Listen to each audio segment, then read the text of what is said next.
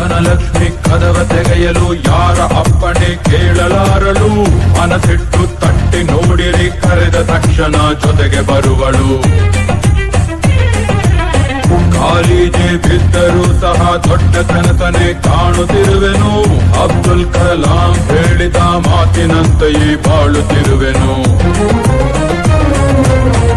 Life ತುಂಬಾ ಚಿಕ್ಕದಂತೆ ಅಂದುಕೊಂಡ್ರೆ ದೊಡ್ಡದು, ಆತ ಎಲ್ಲ ದೊಡ್ಡದಂತೆ ಅಂದುಕೊಂಡ್ರೆ ಚಿಕ್ಕದು. ಹೆಸರಿನಲ್ಲೇ ರಾಜ ನಾನು, ನನ್ಗೆ ಯಾರ ಹಂಗಿದೆ.